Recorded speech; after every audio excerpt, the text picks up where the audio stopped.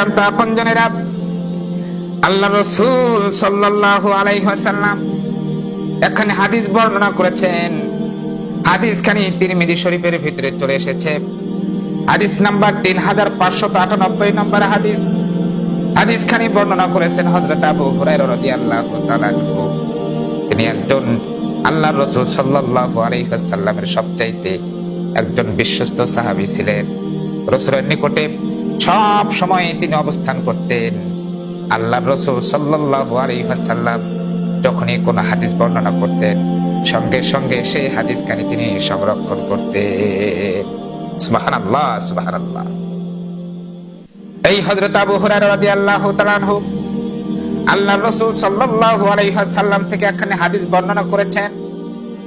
তিনি বর্ণনা করেন, আন আবি হুরায়রা রাদিয়াল্লাহু তাআলা আনহু قال قال رسول الله صلى الله عليه وسلم ثلاثة لا ترد دعواتهم الصائم حتى يفطر والإمام العادل ودعوات المظلوم। হযরত আবু হুরায়রা রাদিয়াল্লাহু তাআলা আনহু বর্ণনা করেন, আল্লাহর রাসূল সাল্লাল্লাহু আলাইহি ওয়াসাল্লাম ইরশাদ করেছেন, তিন প্রকার ব্যক্তির দোয়া আল্লাহ পাক কখনো ফেরত দেন না। তিন প্রকার ব্যক্তির দোয়া আল্লাহ পাক সব সময় কবুল করেন।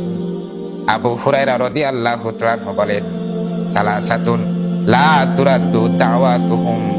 তিন প্রকার ব্যক্তির দোয়া আল্লাহ পাক সব সময় কবুল করেন। তার ভিতরে এক নম্বর হলো আস-সাইমু হাত্তা ইফতিরা।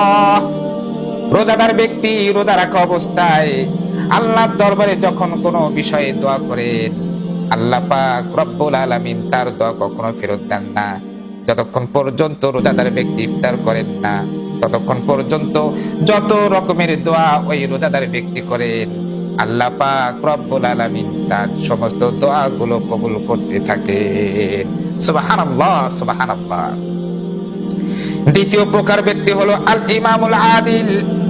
হযরত আবু হুরায়রা বর্ণনা করেন, ন্যায়পরায়ণ শাসক যদি জনকল্যাণমূলক কোনো কাজ করতে গিয়ে যদি কোনো সমস্যায় পড়ে যান, যদি কোনো দেশ কোনো ভূখণ্ডের শাসক আর যদি তিনি ন্যায়পরায়ণ হয়ে থাকেন, রাষ্ট্র পরিচালনা করতে গিয়ে যদি কখনো কোনো সমস্যায় পড়ে যান, তিনি যদি রাষ্ট্র পরিচালনার লক্ষ্যে আল্লাহর কাছে সাহায্য চাওয়ার জন্য, জনকল্যাণমূলক কাজ করার জন্য আল্লাহ পাকের দরবারে যখন দোয়া করেন, আল্লাহ পাক রব্বুল আলামিন ন্যায়পরায়ণ শাসকের দোয়া সব চাইতে বেশি বেশি কবুল করেন।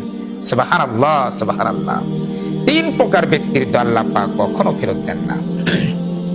এই তিন প্রকার ব্যক্তির ভিতরে তিন নম্বর হলো হযরত আবু হুরায়রা রাদিয়াল্লাহু তাআলা আনহু বলেন, ওয়া দাওয়াতুল মাজলুম।